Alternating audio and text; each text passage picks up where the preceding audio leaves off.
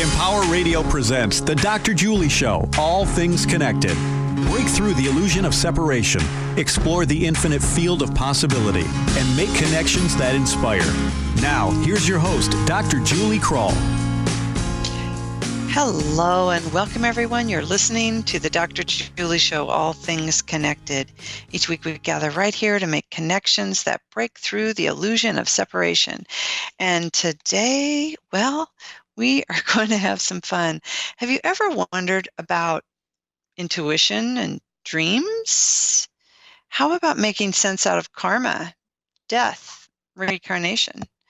And maybe the biggest question of all, what is God's will? Or what is the meaning of life?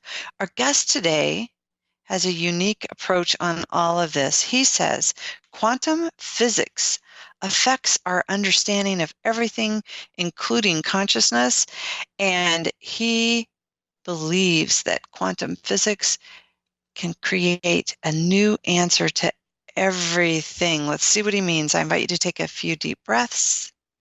Bring your awareness into this moment. Open your mind, connect with your heart, and settle into your essential wholeness as I introduce our guest. Dr. Amit Goswami is a theoretical nuclear physicist. He received his PhD in physics from Calcutta University and is a former member of the University of Oregon's Institute of Theoretical Science. He is best known for his appearance as one of the interviewed scientists featured in the film What the Bleep Do We Know? He's a prolific author, and his latest book is The Everything Answer Book. And I'm so happy to have him back on our show. Welcome, Amit. Hi, Julie. Glad to be here. Thank you. Thank you. I always appreciate listening to you, reading your words, and just again, the reminder of this latest book, Amit, just brings me into this calm place of knowing, and I just want to say yes, yes, yes. So with that, I get to start because we have the tradition on the show, and I know you've answered it before, but I know with our conversation today and just being who we are in this moment, something new might pop in your response. So I'm going to ask you, Amit, what does all things connected mean to you? Well, to me, it's very, very simple. All things are connected in potentiality to that oneness that we call consciousness. It is the ground of all being from which everything that we have ever do or experience comes. Thank you. So with that, we need to jump right in and define consciousness. Everything is made of consciousness. It's that field where we all come. So from your perspective, how do you define consciousness? Well, actually, it has to be defined in several parts to make complete sense. The first thing is to realize it is the ground of being. So it has all potentialities, as you were saying in the intro, infinite potentiality. And then you have to introduce a little bit more. We have two domains of reality. One is this unity, which expresses that potentiality, and the other one is when the potentiality becomes actualized. This actualization produces the material world. And then you have to sort of spell out how that happens. So the third step is to recognize that in the process of actualization, consciousness identifies with what we call our brain, and in the process sees itself as subject separate from the rest of the world of experience, which then reveals as objects. And then the fourth one makes it complete, which is that, yes, there is a little bit of cognitive dissonance here because quantum self retains the unity. Unfortunately, we have memories. Memories produce conditioning, and conditioning brings separateness. This separateness is what we call ego, and some of that unity consciousness is lost. And if you want a fifth one, which is that consciousness is giving us a purpose, which is to draw back towards this unity.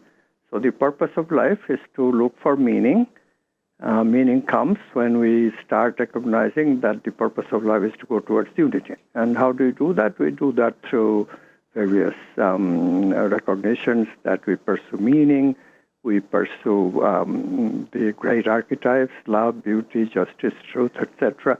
We pursue our feelings and positive emotions, and that's how we do it. So that completes the, East Indians are doing better. I mean, they don't give all the details. They just say existence, awareness, bliss, happiness. So existence is the ground of being, awareness is ground of being, becomes separate, unity and separateness, and then the purpose of life is to seek happiness, which is to take you back to the unity. It's all very simple. You make it simple, Helmut. You make it simple, because it's not that simple for people to grasp, but I really appreciate how you can bring that into this distilled, simple format for us to really take that in. So before we do, I think one of the other things that's really helpful in your work is literally looking at these as the worldviews, because I think we're going to have you, I'm going to ask you all those questions from the beginning. I mean, who doesn't want to know what the meaning and purpose of life is, right? But let's start with how you make it simple for us, because when you talk about worldview, I think that's really another way to help our minds understand what we've done in Newtonian physics and in creating that separation of believing that all that is this material world, and we really don't understand that other field of consciousness, that domain of potentiality. We're sitting here in this worldview thinking that what we see as object and subject is it. So can you talk about the clash of these two worldviews? Yes, I mean, it is very unfortunate that we, by nature of things, we had to discover Newtonian physics first. And Newtonian physics is only half of the story. It's the story of how inanimate objects behave. They behave like objects, determined. So we become lulled into thinking that that's the end of the worldview. But of course, before this worldview came along, which required some sophistication in instrumentation, experimentation, we already had a worldview based on people's experience, because people looked at what they could look at. Every age produces their own scientists. We didn't have any technology. They couldn't do modern science. So what they looked at is at their mind. And they found that we definitely have a very active mind, but we can penetrate as we go deep. We find that there is experience beyond sensing and thought that, of course, absorbs us a lot. And we easily find three more experiences. One is the experience of feeling. One is a very subtle experience called intuition. We experience stuff like love, beauty, justice, goodness, wholeness. These are things a little bit hard to talk about because the experience is very fleeting. But human beings have done a lot of study through history for 3,000 years, and now we know a lot about them. And then finally the experience they have is that, they have another fleeting experience of oneness that just gives total happiness. That is the experience of the self in its true nature. That's what they declare. And in this way, the spiritual traditions, more or less uniformly, all over the world, whether it's Greece or whether it's Middle East or whether it's Japan, China, India, of course, and other places too, because we now know about the shamanic traditions in North and South America, which existed long before Europeans came. So all these traditions uniformly have discovered that this is the reality. And then, of course, what happens to human beings, we simplify. This is why I'm so careful about not simplifying too much. But they did simplify too much. And this simplification gave us religion, produces role drama in society. Society did not move. And therefore, as a revolt, science came along and reformed everything. So we had Newton, wonderful discoveries, technologies, and now we are here in the 21st century with another worldview, which says matter is everything. So this is the reason for the conflict. Fortunately, this scientific worldview has given us quantum physics. In 1925, it was discovered, and therefore, it is up to us. For 90 years, we have been struggling, and for the last 30 years or so, we have no excuse because, we have discovered the meaning of quantum physics. This took us a while, from 1925 to 1985, when I discovered the meaning of quantum measurement. It's a long time, agreed, but still, we did it eventually. And now another 30 years have passed.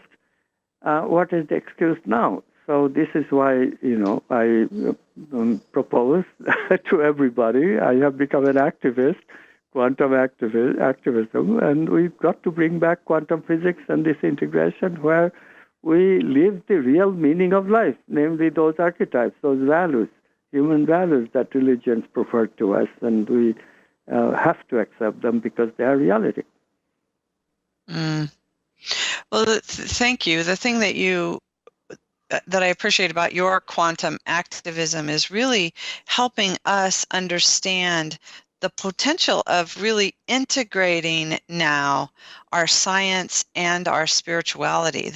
That's what quantum physics is bringing to us, is this instantaneous interconnectedness of everything. And here we are. So let's talk about that. Like how do we bring together and integrate science and spirituality at this time in our culture? Well, the first thing, of course, is to change the way we think. We can easily start seeing the difficulties of the materialist thinking. Simply examine the fact whether you have free will or not. Okay, it's very simple. What is the proof of free will? Scientists can object to anything, but nobody can object to the demonstration of free will because neuroscience proves it. Neuroscience has evidence for it. Is our free will to say no to conditioning. Yes, we can do it. Even people who are addicted to smoking can get rid of that habit. Even people who are addicted to even more serious stuff, a few people, it's more difficult, but a few people do get rid of habits like cocaine habit or heroin habit. It can be done. So what does that prove? That means that we have, does that mean if you get rid of a habit? Look, I had habits and I got rid of them. Does that mean that the desire does not come back? It does come back because those molecules that brain produces called dopamine, they are very persuasive molecules. We get a huge burst of dopamine in the brain. And you're bound to notice that. We sense the dopamine, so you're bound to notice that. And we do notice that. I do notice that. But then you have the ability of saying no. Even such a big rush, you can still say no. No, I won't do it. And you stay in that no for a bit, and the dopamine rush passes. That's a simple story of healing yourself from addiction. Not simple, I know. I make it simple because the words make it simple. Of course, doing it is a different story because you have withdrawal symptoms and stuff. Hard drug is a very different story. You have to really respect the people who are the caregivers for such things. But anyway, the point is that everybody has free will and you can prove it. And therefore, what's the issue? Neuroscience has verified that we have free will. After that, what's the issue? And then we got to have consciousness. If we are deterministic machines, we cannot have free will. And quantum physics says explicitly we have to have free will because consciousness chooses out of quantum potentiality the actuality that you experience. So when both theory and your experience and experimental data is saying the same thing, why do you hesitate? Mm-hmm. Yes. And so, really looking at how you've explained it, as well as going into this place of spiritual traditions is really teaching us the importance of our wholeness. And we need the scientific materialism. You talk about technology, how it helps us to develop technology and the importance of our world. But when we blend them, what is our potential as humanity here, Amit, as we look at, we're on the cusp of this precipice of really integrating that science and spiritual traditions? Yeah, of course, science does help us to understand something, which is, I mentioned addiction already, but let's understand the human condition. Why it is so difficult. It is difficult for people. I make it simple, sound simple, but as I said, doing it is another job. Why is it so difficult? Because of many things that are built into it. Some of it is conditioning through the whole 4 billion years of evolution. This conditioning has given us serious instinctual emotions that are very, very persuasive. Emotions that get into addictions very easily, and they're hardwired into us, so we cannot get rid of them any simple way. People have tried, but it doesn't work. Because they are hardwired into us. To change the hardware of the body, although we now can think of doing it in many ways, but still it's very, very, very, very difficult. Changing software, as you know, you have dealt with computers, much easier. Even at the software level, now the solutions that I suggest in Everything Answer book, more or less all of them are at the software level, except towards the end when I talk about enlightenment. But the software level things anybody can do, because we now know the physics of it. We know the physics of change. We know the physics of creativity, how to manifest things. We know the science of manifestation. So these are great advancements that we have made, and people should take advantage of it. This is the way to look at. The human condition has this negative emotions. The human condition has this tendency of listening to the me, which wants everything and asks, what is in it for me? That want, desire. Sure, we have that. And we have that tendency that we call inertia. We don't want to make change. I am what I am. But it is also true that living in this way is not stable.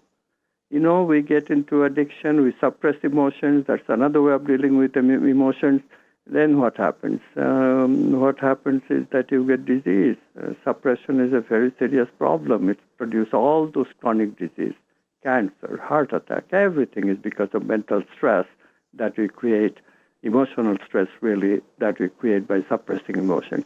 So you suppress, you get stress, you express, you get pleasure addiction. What a guy to do but change, and change is not so hard. As I said, changing in the easy way, ordinary way, is actually pretty easy. Amit, that's a really good point, and I'll go back to the disease model, and you talk about looking at health and our physiology with quantum physics as well. But before we go there, I'd love to have you explain that. But first, what about quantum physics and change? How do we change someone's worldview? How do we work with all of what you're saying here is really good. And what do you find that's most helpful to people to go, oh, I get it, and switch from that one worldview to the other? It is very, very simple, except that you have to have teachers and bring that personal conviction into it. This is why I teach quantum activists who are in the process of changing themselves and changing the world using the quantum principles. These quantum principles produce a little cognitive dissonance because we don't experience them so easily. The three principles, one is called non-locality, This one we are fairly familiar with. It is fairly easy to understand.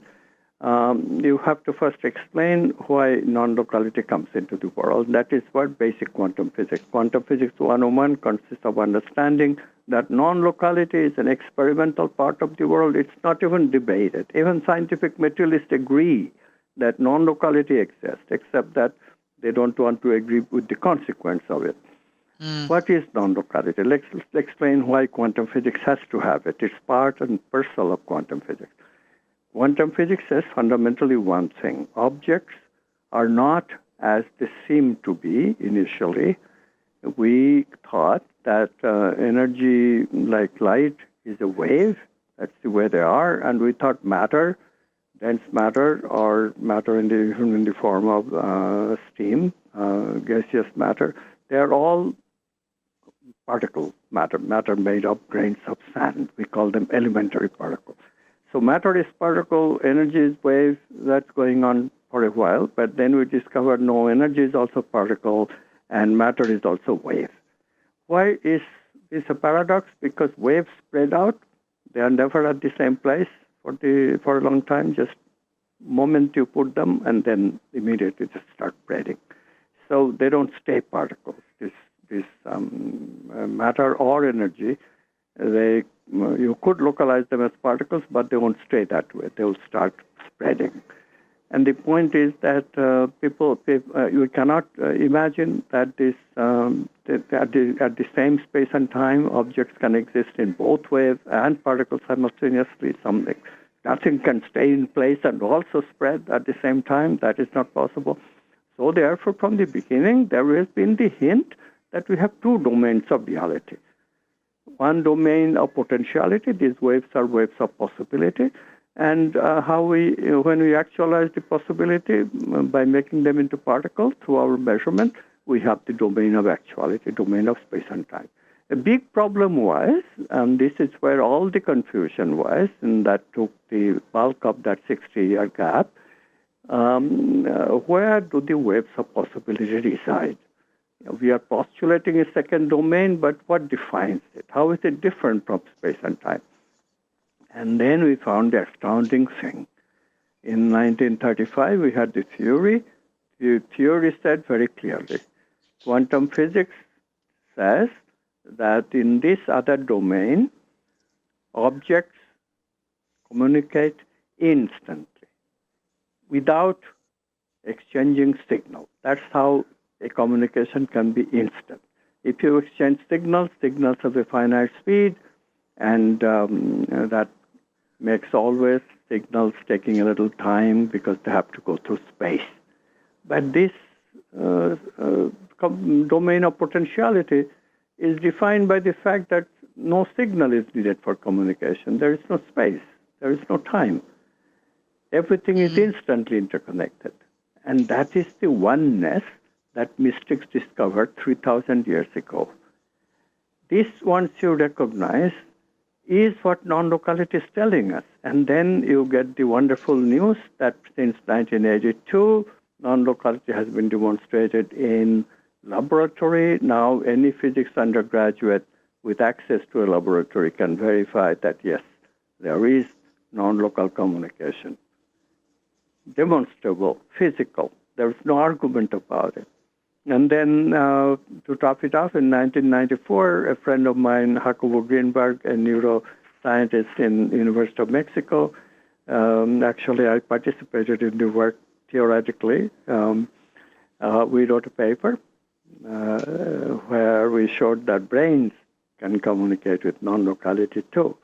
Electrical activity in a brain produced through seeing a light flash is transferred into another brain who has not seen the light flash and who cannot be electromagnetically connected with the other by putting them in what is called Faraday cages. But we put electrodes in their scalp and we measure the EEG brain waves, and we find that the potential electrical activity that is created in the person who sees the light flashes is communicated to the other brain who don't see any light flash. anybody who has seen the data of this transfer potential experiment, and this experiment has now been repeated in 24 different laboratories, so no one can say, well, yeah, it will not be replicated. It has been replicated many times. So anyone, for me, as soon as I explain this quantum wave-particle duality, the work that Einstein did to prove that, yes, non-locality is the signature of this domain of potentiality, and yes, this has been experimentally verified, and then I talk about the brain experiment, people are convinced. It's not difficult. Unfortunately, this is why we need activism. People are so mixed up, even people who are not believers in scientific materialism, because quantum physics is a little bit hard to get. You have to make a little bit exertion. You have to give up some of the prejudices that you have, which you think is the explanation of the oneness. They hold on to their own particular model. And this model has been around, as I said, for 30 years. That even that personal psychologists who really believe that there is consciousness and it is the ground of being, even they refuse to look at quantum physics for their answers. So we have some basic problem with the human condition. As I said, it's deeply, deeply conditioned, and we just don't want to change the ways we think. So we have to be just patient. Right now, the quantum worldview is getting traction. Lots more people are listening, as you know very well, the word quantum. I mean, your show's success shows that, people do get the idea that it is quantum connection that you are talking about. Everything is connected means everything is connected because you are fundamentally quantum. Yes. I want to be a quantum activist. I'm going to check that out. You are already, Julie. You are. I am already. Thank you, Amit. Thank you. Well, you know what? We're going to take a quick break, but I just want to remind the listeners, we're going to talk about what is disease? What is creativity? How about death, reincarnation, racism, healthcare, politics? There's so much more. What is the meaning of life? Stay tuned because we're going to ask Amit those questions. We're going to take a quick break. We'll be right back.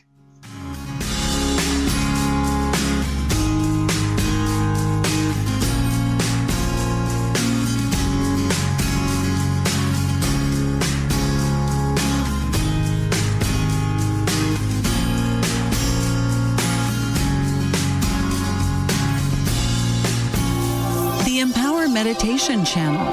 Non-stop meditation music 24 hours a day in the new Empower radio app. Music to empower your meditation, help you relax, sleep, or provide a calm background while you work. The Empower Meditation channel is interruption-free. Listen now with the Empower radio app, free in the App Store, or listen online at empower.fm. Soothe your soul, calm your mind. The Empower Meditation channel. Okay, gang. So chances are there'll never be an emergency ever again. Mm-hmm. But just in case, let's talk about a plan. Okay. So who's going to do what? Anyone? Yeah, okay, perfect. We'll figure it out as we go. So, who is going to grab the go bag? What's a go bag? It is a bag we do not have that is filled with things we really, really need in an emergency. Guess we won't have to worry about it then. Ah, good point. So, we all know who to call if something happens then, right? I'd have to call Jill, Devin, Melissa, Karen, and Bruce. And I will try to call all of you, but Greg doesn't have a cell phone. Dad's phone will have a dead battery. No doubt. And Julie will be on the phone with Jill, Devin, Melissa, Karen, and Bruce. Well, this is great. I am so glad that we don't have a plan. I know. Winging it is not an emergency plan. Make sure your kids know what to do during an emergency, who to call, where to meet, what to pack. Visit ready.gov/kids for tips and information. A public service announcement brought to you by FEMA and the Ad Council. As a young teenage boy, I didn't even know what autism was. How do you even spell that? A few years later, I heard that a friend's cousin's son had been diagnosed with autism. I still wasn't sure what that really meant. When I went to college, my roommate's brother had autism. When I moved to the city for work, my best friend called me and told me his son had been diagnosed with autism. We were both in shock. I still remember the day I walked into the house and saw that look on my wife's face. I knew something was wrong. I'll never forget how I felt when she said, "Our son has autism." Autism is getting closer to home. Today, 1 in 110 children is diagnosed with autism. That's a 600% increase in the last 20 years. Learn the signs at autismspeaks.org. Early diagnosis can make a lifetime of difference.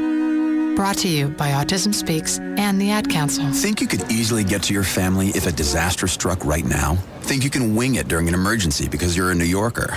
Most parents don't realize that protecting your family starts long before an actual disaster strikes. It starts today by being prepared and making a plan. To learn how, take our Readiness Challenge at nyc.gov/readynewyork or call 311 for information. In this online tool, you'll be faced with real-life challenges, teaching you the importance of being prepared for a disaster. Brought to you by the New York City Office of Emergency Management and the Ad Council.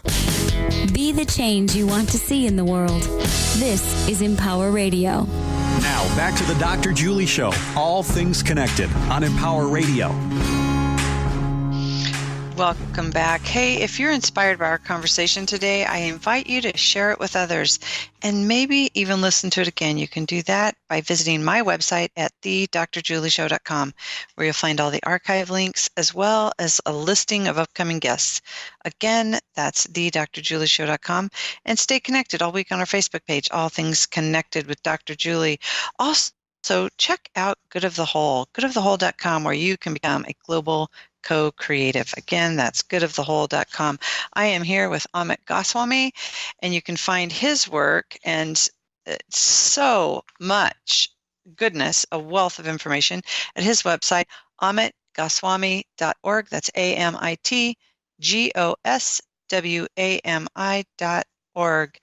And Amit, in the first half of the show, we talked a lot about just kind of understanding this quantum physics as a new worldview of really, we're evolving into this new worldview that includes both of those domains of space-time and then this infinite field of possibility. And you had mentioned addictions and disease. And let's start with the physical body, because what I know to be true is for us to really understand and answer all of these questions that you have in the book, we really need to apply this quantum thinking, this quantum reality to everything, to education, to healthcare, to all of our social structures that we have in the world. And that's kind of what's happening as we're watching things break down in all the old structures that were built on the understanding or the worldview of Newtonian physics.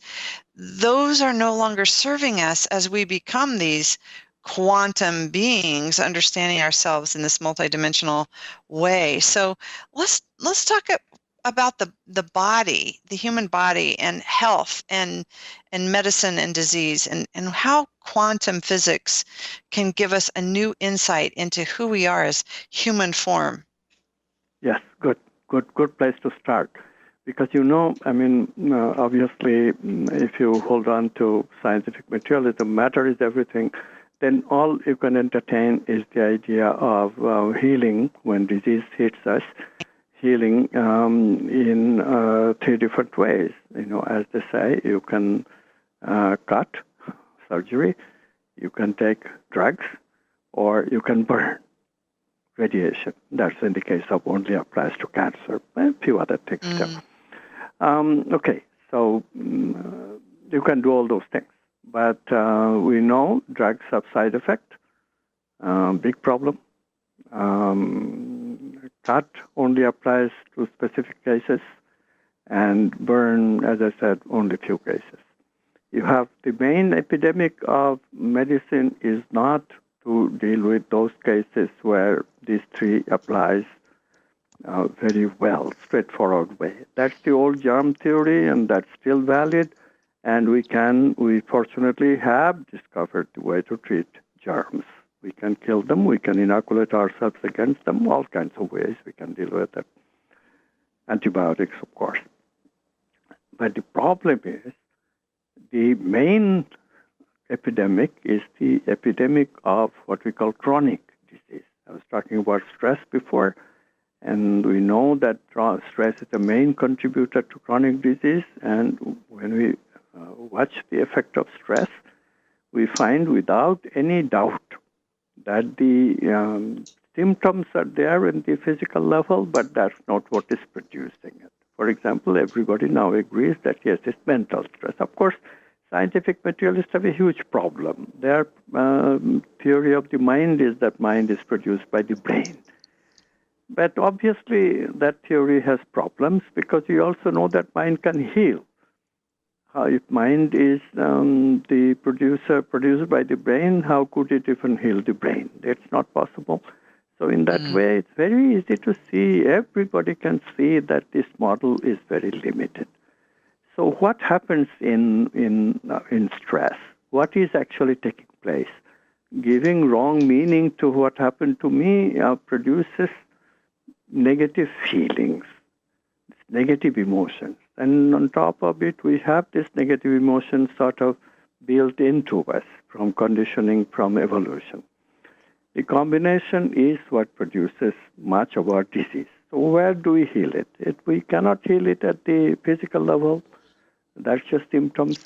We have to heal it at the level of the feeling and at the level of the mind, thinking. Now, thinking we are more familiar with, but feeling is the place where we have to pay particular attention. Fortunately, healing science could not wait for modern medicine. Healing science could not wait for modern science because healing has been needed from the inception of civilization. So how have doctors in the past healed? In fact, the healing systems in all the older cultures, there's no exception. Every culture has their healing system, which is based on heal the feeling body. We now call it the vital body. We feel vital energies. But you have to have a model for that. And scientists have very successfully objected to old models, but now quantum physics has given us a model of this vital body which cannot be objected to. There is no theoretical objection. So is there proof that, yes, vital body medicine works? Yes. Anybody who has gone to an acupuncturist knows that, yes, it works. You put some needles in the arm, and that needle within a half an hour will heal your headache. So this leaves no doubt that there are things more than just the physical body which has healing power. And then if you are so fortunate and you have good belief, then you can even go to people like Reiki healers, and they just give you hands off. They just spread their hands. They say it's energized, and they just put, without even touching you, they just put their hand, put their palm, open palm, across your body organs, and after a while you feel so much better. I have done it. It works, and you can do it, and it will work. Of course, the problem is it's temporary, but really so is the effect of medicine. Except for the, as I said, germ theory, those medicine, antibiotics, they really kill off the intruder, and therefore that's real. Other than that, every healing that we can do with allopathic medicine, get rid of the symptoms only temporarily, and then they'll be back again. So the same problem here, but they will heal a little bit more efficiently, is cheaper, and a little bit more efficiently because you can wait longer before you get out of whack, disease again. So this is the new advance of medicine, and this is one reason that the quantum worldview is getting traction, because you cannot give a better model than just hardly any other model of how feelings arise in the body. And therefore, this is the big success of the quantum model. I wrote a book called The Quantum Doctor in 2004. It has gotten a lot of attention from medical doctors, and they are the leading proponents of the new worldview, quantum worldview. Mm-hmm. I'd love to talk to you about our collective stress, but I don't want to run out of time to ask these other questions. So maybe that would be another show for us, because there's so much collective stress in our world today. But let's talk about creativity. What is creativity, and what does quantum physics have to say about creativity? Quantum physics has a lot to say about creativity. You know, creativity, people try to trivialize it, because you can sort of play with the idea that computers can create meaning. But truly, I mean, we all have used computers. Now, what do you do with the computer software? You create a software of your mental meaning, what you want the computer to do. And you can rationally extract from the meanings you give the computer other things that the computer can carry out. And then it gives him these symbols back, and the symbols are retranslated into your meaning, so you get the message. But we all know the process, and we never ask, because we are giving the meanings. You forget that.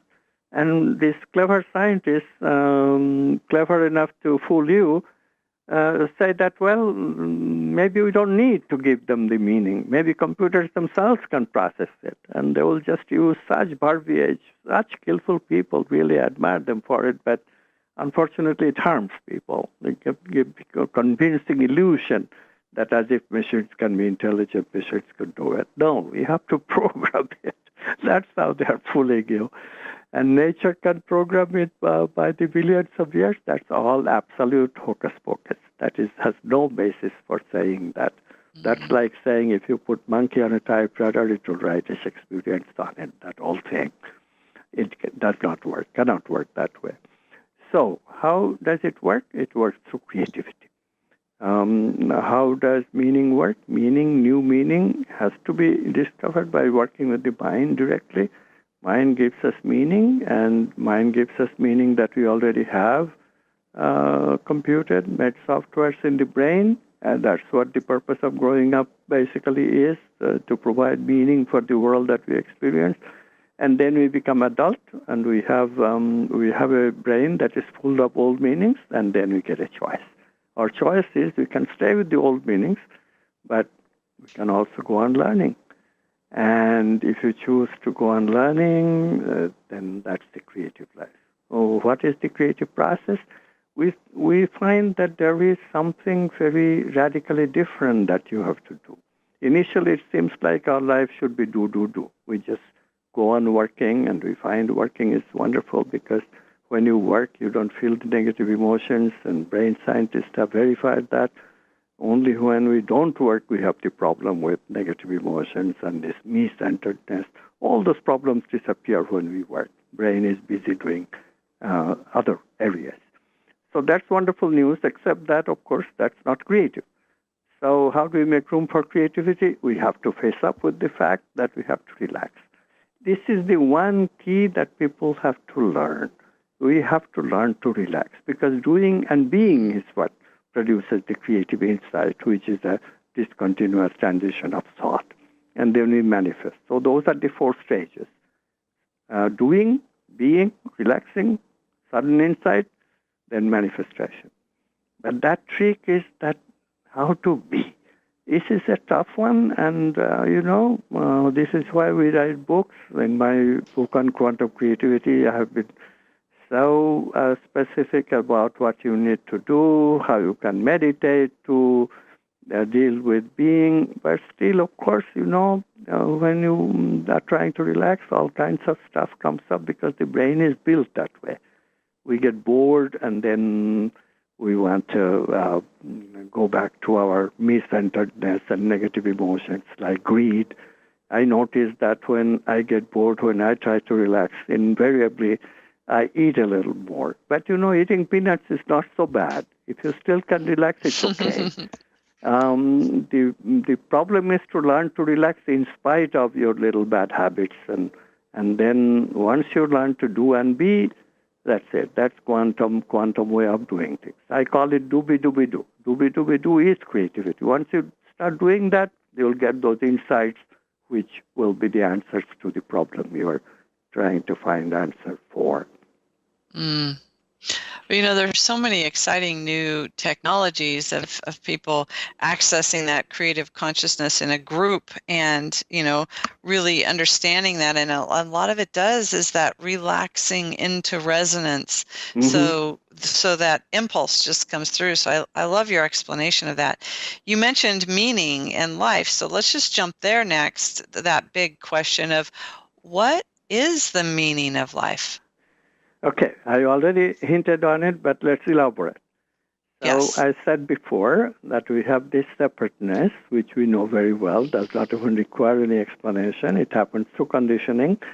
but it happens in two stages. One is we develop some good habits and bad habits. That's called part of my character. And we also have repertoire as part of it. And then we have one thing that we do, because the brain has a habit, it's an ability, I should say, of being conscious before.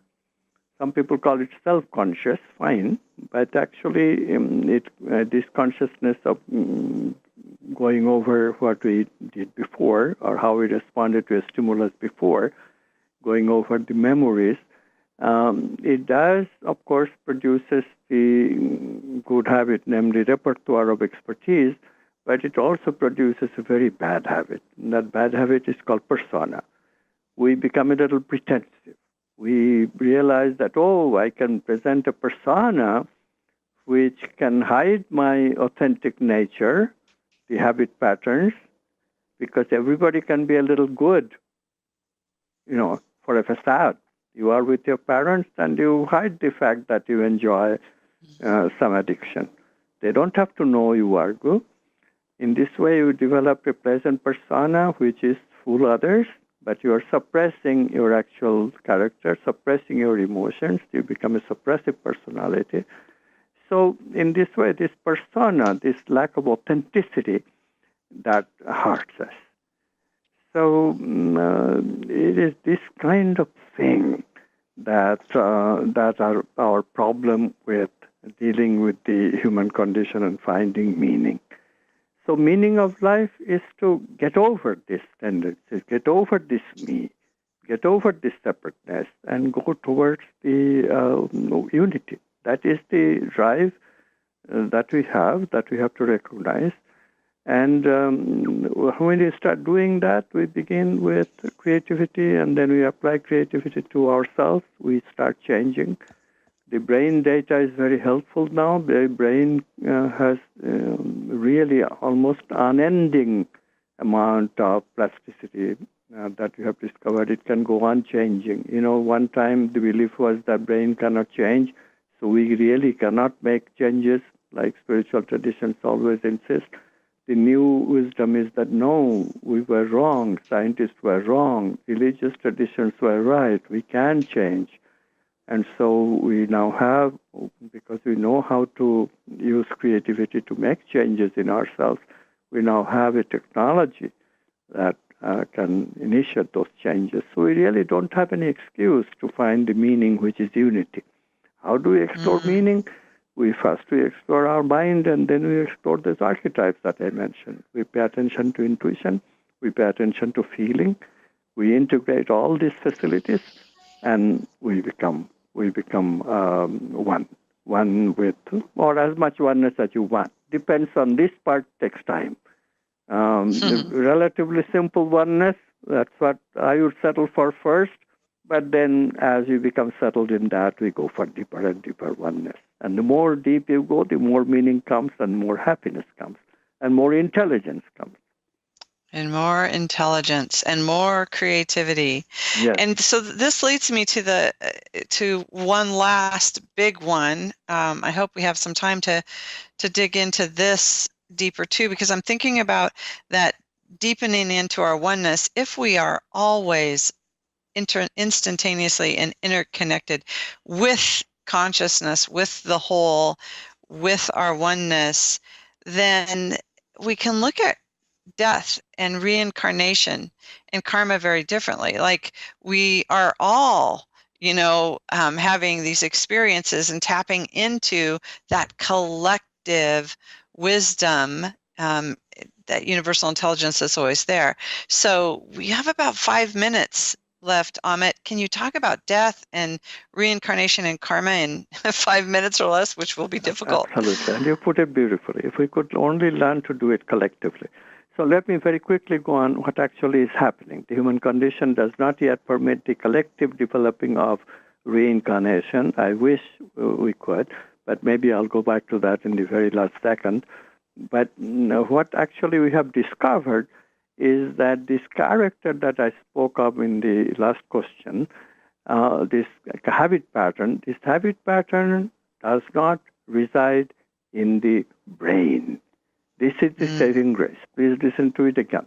This character does not exist in the brain. Where does it exist? It exists in that domain of potentiality. It's a non-local memory. Our memory of our patterns of habit, mental and vital, they are all non-local. They reside outside of space and time. Ancient people knew this. This is the amazing thing. They called it Akashic memory. Akasha is a Sanskrit word which stands for outside of space. So it is very beautiful that we had this knowledge, and then the rest of it, data, that's what we do with modern science. It complements the old wisdom. So we have produced a lot of data. So now reincarnation is very convincing. Most convincing data today is near-death experience. People die, and then they come back, and they describe that, yes, they had experiences. So what experiences are these? These experiences happened when they were dead. How can they happen when they are dead? Well, quantum physics explains that through a concept called delayed choice, and we really don't have time to get into that. But quantum physics explains that. What does it mean then to have experiences when you are dead? It means that there is life after death. It's completely convincing because there is no way that you can refute this data. It's solid data. So, is there data that you have life before birth? Yes. Psychologist Stan Grof has established that with his holotropic breathing technique. Anybody can go to Grof and his group, and other people too, and have these experiences before birth. So you put two and two together. Before birth you exist, after death you exist, or must exist in between two, nobody can deny. And so reincarnation is now solidly established. What do we reincarnate with? We reincarnate with this non-local memory. That has no space and time, therefore they continue. God knows when Amit Goswami in this life started, but could have been many, 12,000 years ago, there may have been one, and it will continue also thousands and thousands of years after this particular incarnation passes away. And everyone is like that. You are just one pearl in a whole string of beautiful pearls.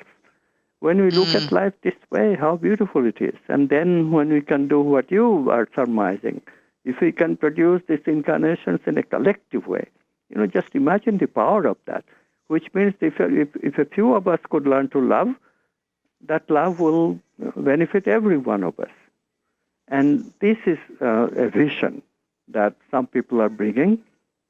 Rupert Sheldrake is one of them. I am one of them. Carl Jung was one of them. Our vision is that, this is the way we have created the instinct through biological time, through geological time.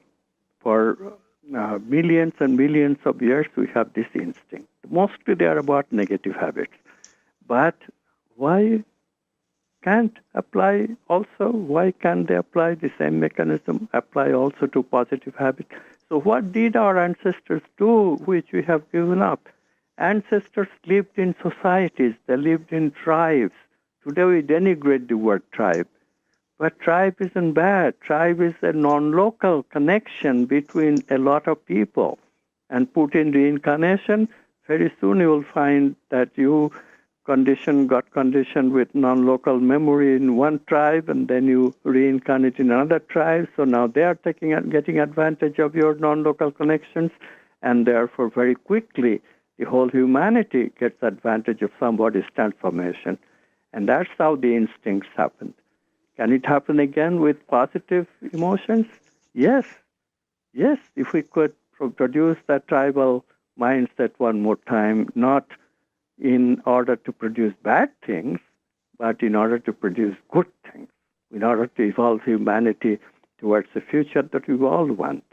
A wonderful, creative humanity taking care of each other in a peaceful way. Okay, we'll miss some of the melodrama that negative emotions create, but is this so bad to give up? People cannot just go on taking their guns and kill congressmen. This is ridiculous. We should be more civilized, right? Yeah. Just listening to you, Amit, and I know our listeners here now can use their imagination and their knowing now to look at how you're presenting this worldview.